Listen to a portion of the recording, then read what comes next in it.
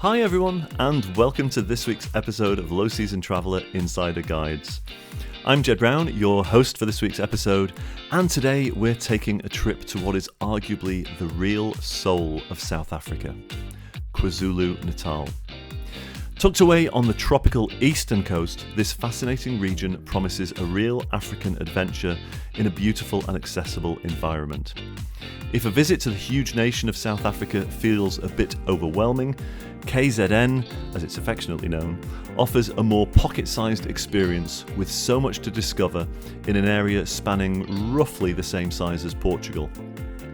Here you can immerse yourself in breathtaking Drakensberg mountain scenery, natural wildlife habitats, crashing waves, historic battlegrounds, and Durban's cool surfer vibes without needing to cover huge distances.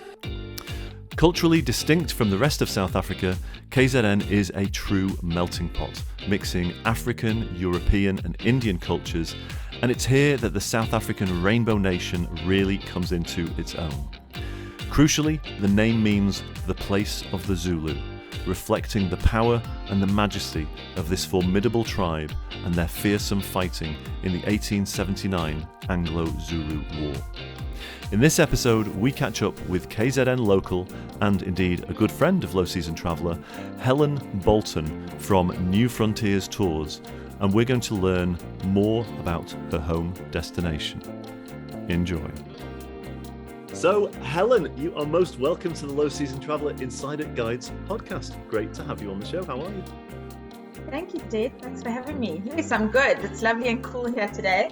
It was a super hot weekend. I think it was around 36 degrees and humid on Sunday. So we all feel a bit worn out after this hot day. So we're enjoying a little bit of a cooler start to this week. So just for our listeners, tell us what when you say cool, because I'm based here in the UK. It's February the 15th, and it's cool and wet here. It's about 6 degrees and pouring down with rain. Tell us what do you define as cool? Okay, so we've got a very different definition. Our pool today is 23 degrees. Yeah, that's what we call a heat wave. Exactly. And it's not exactly raining, pouring. It's just a little bit of drizzle here and there. So yeah, you take that though, don't you? So tell us this. Look, first of all, thank you so much for agreeing to be on the show. And this is a podcast that I've wanted to record for quite some time because KwaZulu-Natal, and I was explaining this just off air, I feel like a lot of people, certainly in the UK and possibly outside, they're not as familiar with this region of Southern Africa and South Africa.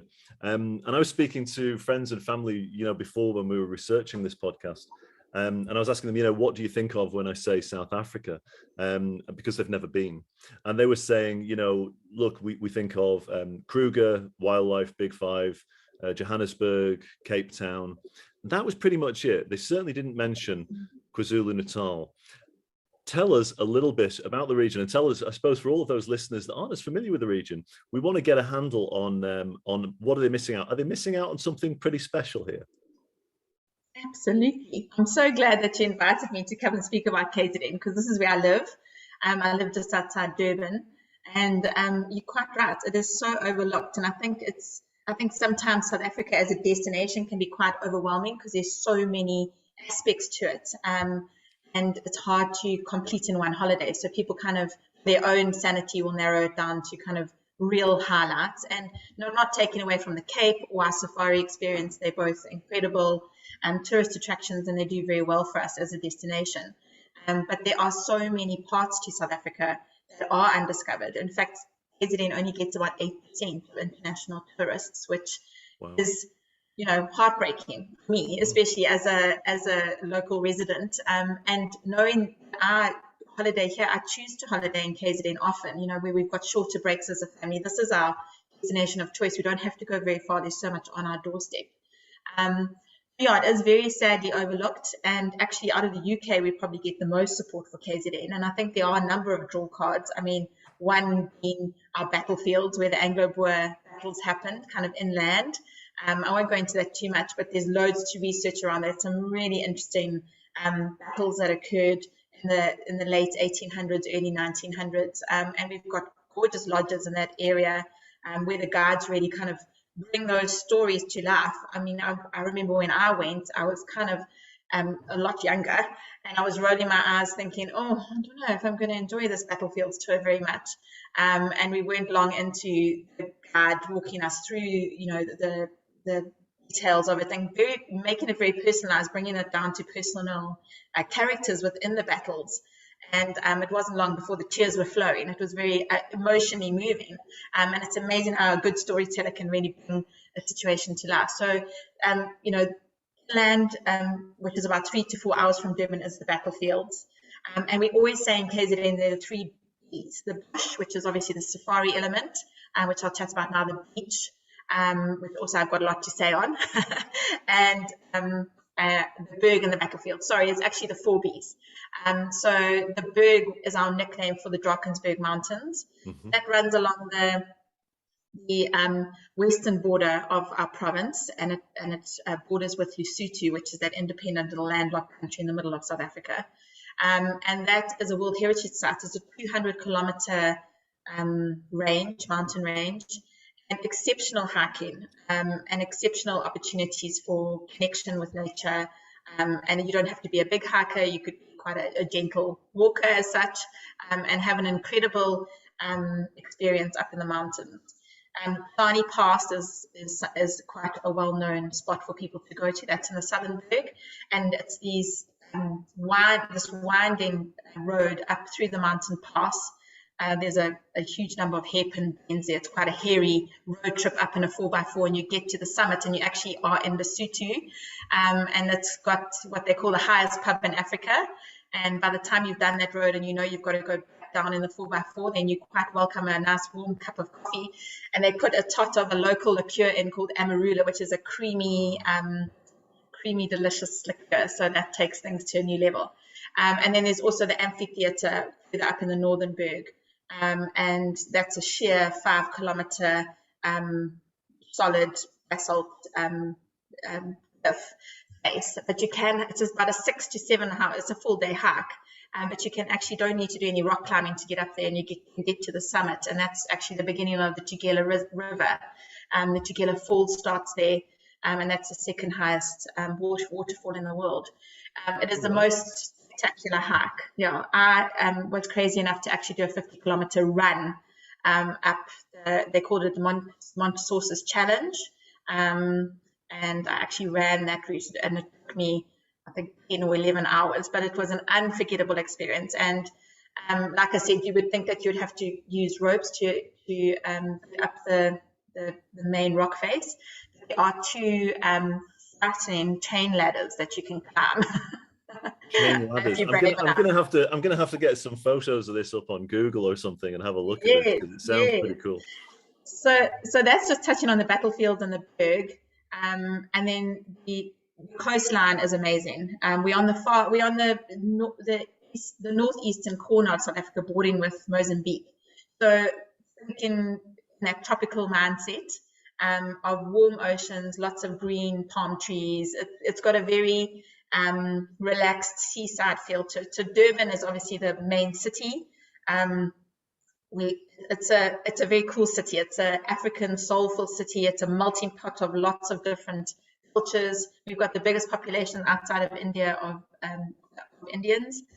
So they bring all their delicious cuisine, curries in Durban, and even a little local dish called the bunny chow, which is essentially half a loaf of bread with hollowed out and filled with your curry of choice. Yeah, I've had that, and I will say for our listeners, that is just outrageously good. Good. Yeah. It's best street food. So Durban has a really relaxed surfer type of vibe to it. It is a very busy African city, so all of that comes with it. But that whole coastline stretching right up to Mozambique is just magnificent. And our sea temperatures, even now, now in summer, are kind of mid to high 20s, and even in winter, it doesn't go much below the 20-degree mark. So it's a good all year round swimming destination. It's not calm island type of waters. It is a good active surf. So there's lots of marine activities that you can partake in, from surfing to stand-up paddleboarding. And all along our beachfront are operators that have all that kind of equipment, so it's easy to get involved in those kind of activities. It's very famous, isn't it? Around, is it somewhere in KZN where, is it Jeffreys Bay, J Bay, the famous surf spot? Yes. So J Bay is a famous surf spot, but that's a little bit further south, actually in the Eastern Cape. So, okay. so a good drive from here, but along the same coastline. Yeah. But I know it's famous for its surf around the coast of Durban there, of course.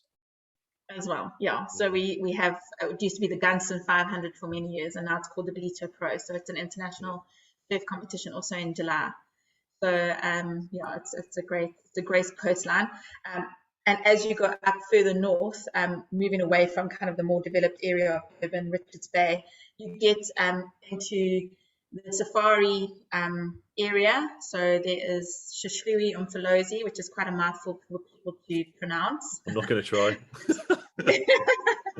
Yeah, give up before you begin. It takes many years to get that right. It's one of the original protected areas in the country, and it was very instrumental in saving the rhino from extinction. So there's lots of great history in our local wilderness and game reserve areas. And there are lots of different options. So you really can go from quite a budget safari experience right up to the 5-star stuff at Pinda, which is an and beyond property. And yeah, so the game experiences here are good. If you want to see rhino, it's definitely the place to come. It's more hilly, kind of terrain, very green, whereas your safari experiences further up north towards Kruger can be very dry and flat in comparison. So it's a different type of safari experience, and it combines well with any of our other safari experiences through the country. Then adjacent, inland is the game reserves, and just adjacent to that on the coastline is the Isimangaliso Wetlands Park, which is our second World Heritage Site within the province. And it really is a very undeveloped area. If you're looking for off the beaten track stuff where there's not any crowds, Isimangaliso Wetlands Park is the place to go. It's just lakes connected, stretching right the way up towards Mozambique. And for me and my family, our favorite part of that area is Cozy Bay, right up north. It actually Cozy Bay is on the border of Mozambique. Whereas the rest of KZN, the Zulu tribe, which is probably our most well-known local tribe, is very dominant within KwaZulu-Natal. I mean, KwaZulu-Natal is place of the Zulu. So, I mean, our province is actually named after that tribe. Is very dominant all the way through, except as you go really far up north to Cozy Bay. Tonga people, which are actually the Mozambique people, are the tribe in that area. And they have some fascinating cultures around their old methods of fishing with the fishing traps. And it's just an incredible lake system, 4 lakes going inland towards the mouth of the estuary.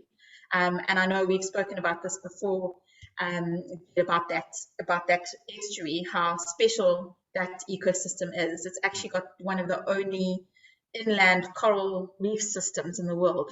There's a big sand dune on the far bank, and if you wade out at the right tide and just put your goggles on and jump into the water, you float with the current. If the current is going out, you can float along that sandbank for I would say about 1.5 kilometers, and just float over the coral reef, this inland coral reef, and see all kinds of amazing sea creatures.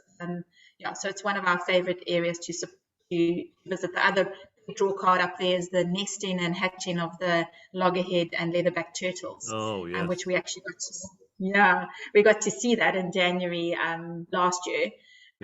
With my family, we saw them laying their eggs, and we really wanted to go back in March to see the hatching, but we just couldn't find a weekend that was free. But there's an unbelievable experience. You go at sunset, and you just watch these monster creatures coming out of the water and slowly digging their nests, laying their eggs, and heading back to the ocean. Oh, it sounds absolutely perfect. Now you guys, you do tours obviously all around. I mean, you do tours all around Southern Africa and beyond, but you do tours as well within the province of KZN. So again, people can go onto your website and see some of the examples of the kind of tours that you do, especially during the low seasons. But you were saying before to me, I was asking you when are the low seasons, and you were sort of saying, well, look, it's not that kind of place where it's a really narrow window. Tell our listeners about when the low seasons are, because I think that's interesting. Yes, that's a good point. So essentially at the moment, KZN is mostly supported from a tourism perspective from our domestic travelers. So it's a 5 to 6 hour drive from Johannesburg, which is our main commercial hub. So there's a lot of money and a lot of people that live in Joburg, and their closest holiday destination is KZN. So a lot of them will head during the holiday season to our coastline. And there are lots of seaside resorts all the way up the coast. So we find that that would be a season that we would possibly steer international guests away from, because the rest of the year is pretty wide open, because as I said earlier, we only get 8% of international guests traveling to our province. So the main, as I was saying to you earlier, is the main summer holiday here in South Africa is that second weekend, or actually closer to the beginning of December, all the way through to the second week in January, mid-January. So those 6 weeks are kind of the peak of our domestic holiday trade, and I would steer clear of that as a low season traveler, because you would probably not enjoy the crowds. Having said that, there's probably pockets of the province that are less explored at that time. And then again, around April, the kids get a school holiday around April, so we see another rush from up country coming down to the coast. July, there's a small holiday, a 2-week holiday, less popular. I think especially that most South Africans would then use that time to travel internationally, because it's summer internationally. There's a small holiday in October of about 10 days, and those are all the school holidays within our year calendar. And outside of that, it's pretty wide open.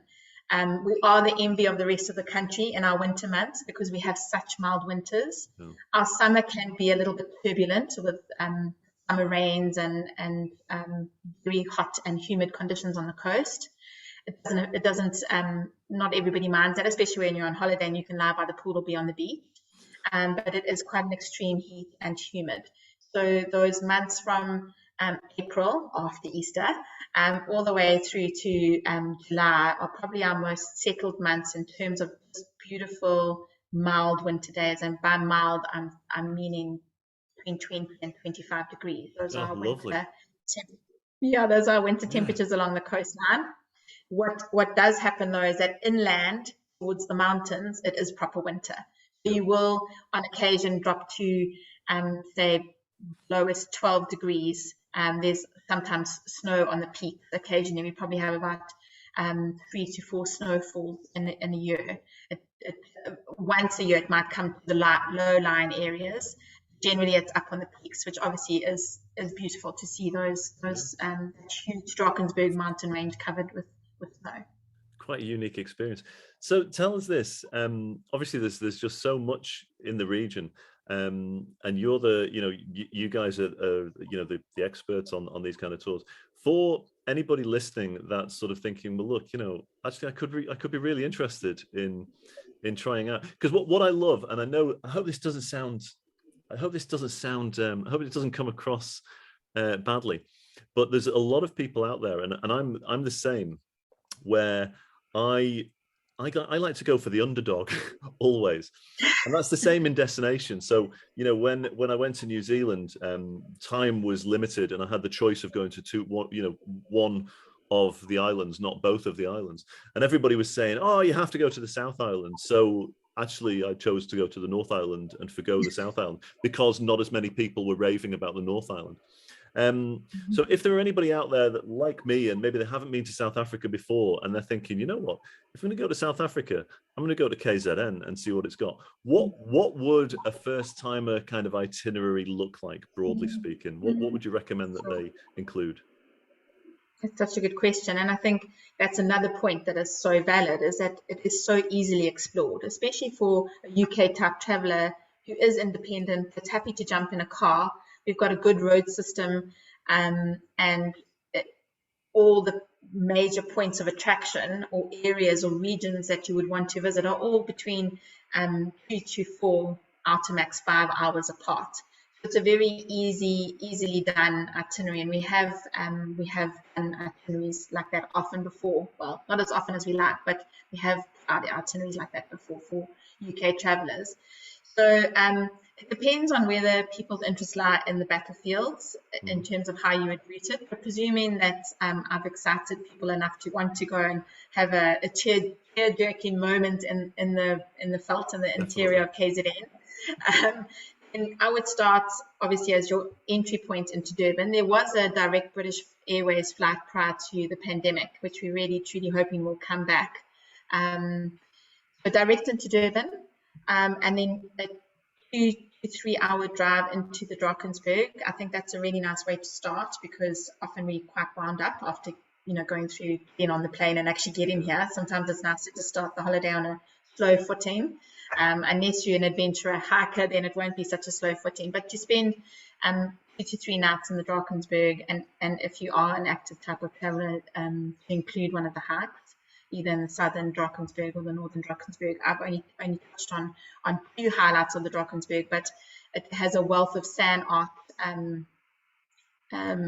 sites as well, that can be incorporated into hikes from the various properties in the area.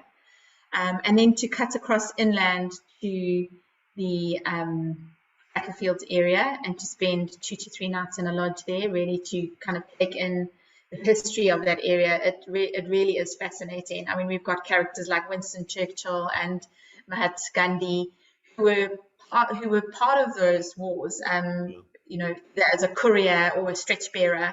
So there's so much interesting history around these Anglo-Boer wars, and it was really all around the control of the mineral-rich north and the battle for land between the Zulus, the British, and the local Afrikaner Boers that have got Dutch descendants. So, and then it's quite easy to cut from the battlefields up north to the coast to our safari areas, and there you can simply either choose to safari or go to along the coast, somewhere like Cozy Bay. So, Cozy Bay would be an add-on. If it's getting too long, you could cut that part out and do the safari. And then it's about a 3 hour drive back down to Durban.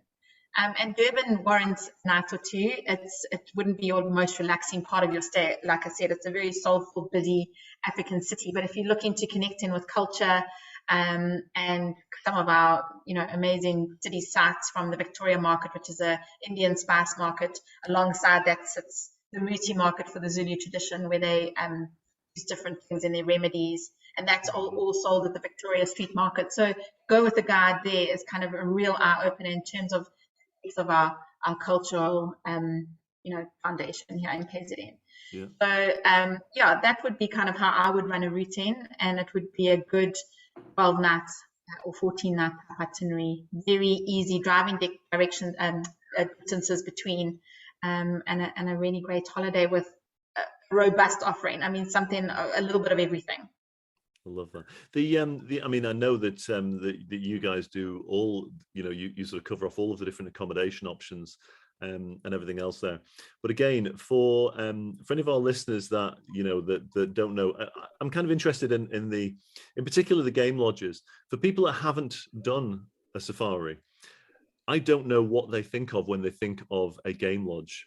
What should they be thinking of when we say a game lodge? What should they be thinking of for that part of the experience? What is that like, and what are these lodges typically like? And I know there's different standards, but give us your take on that. That's exactly right. I mean, it depends on how far your budget will take you. So there is the very basic type of government national park facilities, which are very basic, and literally you can book in, self-cater for yourself, have your own vehicle, do your own game drives, which probably might be a little bit daunting for a first-time visitor. And it's very much catered at the domestic market, but it is at a very attractive price point. We don't, working within that market. We go with a higher category where there is typically meals included, and teas, so you kind of roll out of there by the end because you've eaten such delicious food along the way. And then generally a morning and an afternoon game drive is involved. And a lot of lodges have broken out of just simple traditional mold. A lot of them will offer game walks now, or other activities within those game activity slots that are included in your stay. The game lodges are exquisite, and the higher you go in the price, the more impressive the offering. Yeah, give us Go on. Sorry, I was going to say, just give us an example of a really, really nice high-end lodge, just so that we can have our listeners maybe Google it and have a look at it and see for themselves. Sure. What would you say? Give us an example. I'm nervous to do that because then it will ruin every other offering for them. Yeah, that's true. Yeah, that's true. They'll all of a sudden, or it'll give them something to aspire to, Helen. Yeah, exactly right. So Pinder is probably the flagship game reserve within KZN. You know that when American clients are booking it, that it is your top end offering. Yeah. So they have another number of lodges within the Pinder reserve. For me, my favorite is Rock Lodge. So if you look up Pinder Rock Lodge, it's in an elevated location. It's an unusual design. It has a unique feel to it. And the Pinder staff are just unbelievable. So you're going to have this incredible game experience and interaction with your game ranger. I'm just looking at Rock Lodge now. Oh my gosh. Yeah, that's out of this. What a view as well, where it's located. I mean, that's breathtaking, hey? I sent my sister there recently, and now I've ruined it for her because everything else I suggest is just not good enough. Yeah, this is the disadvantage. It's like I remember one time years ago I got upgraded on a long haul BA flight. Any other flight in economy from there on in was just ruined as a result of it. But that's fabulous. That's PHINDA, right? Just again for our listeners, right. If you want to Google, just Google Pinder Private Game Reserve Rock Lodge, and you'll see the images and you'll see what's involved there. But yeah, that's an experience I'd like to have, Helen. So sure, me too. Tremendous. And what about what would be? So that's like right at the very sort of top end. What's give us an example of a mid-range kind of a place that. So my favorite mid-range would be Rhino Sands. It's a small, intimate lodge, and perfect for honeymooners or for a romantic getaway. I just love the look and feel of it. It's owner run and managed, so it's got a really good vibe, and we get great feedback on that lodge. So that would be my more mid-range option. I mean, look, we're coming off a really high base, so yeah. Honestly, it still looks fabulous. So I'm just on that website now, rhinosands.com, for our listeners out there. Hey, that looks absolutely fabulous. They've got great video content on the website as well. It looks absolutely wonderful. I mean, that to me is still, yeah. Right, I'm getting wanderlust right now. Honestly, I'm looking at this, and then I'm looking out of my window at the grey dreariness of the UK winter, and I'm thinking, I really need to get something booked up for the forthcoming low season. Another one. Well, we're talking about accommodation. Another portfolio of properties we absolutely love up in that area is Isibindi, ISBINDI. They have a range of lodges up north, and that's where I'd recommend people stay if they were heading from a bush experience to Cozy Bay. They also have Rhino Ridge, which is a safari lodge in the Shishlui. It's a concession in the Shishlui Umfolozi Game Reserve. Yeah. And then they also have Cozy Bay Lodge. And what's really cool about Rhino Ridge Lodge is what we had chatted about on a previous conversation, Jed, is they do a night away at a Zulu homestead. So you can break away from the safari for a night and actually go and stay in a local village, which I think is just such a unique experience.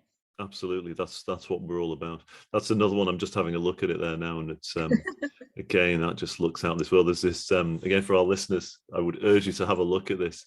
Isibindi.co.za, and you can see the pool there, which just overlooks the sort of the countryside ahead of it. It's an infinity pool. I mean, it just looks like a fabulous property anyway as well. Helen, we are approaching the end of the time that we've got today. But before we let you go, just to tell our listeners where they can find out about the range of tours that you guys do. Obviously, we prefer that they go in the low season to have the best experience. But what's the web address so that people can find you guys and find out what you do?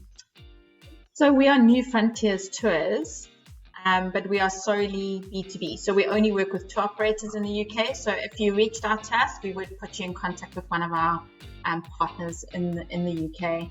And then the booking would be directed through them. Fabulous.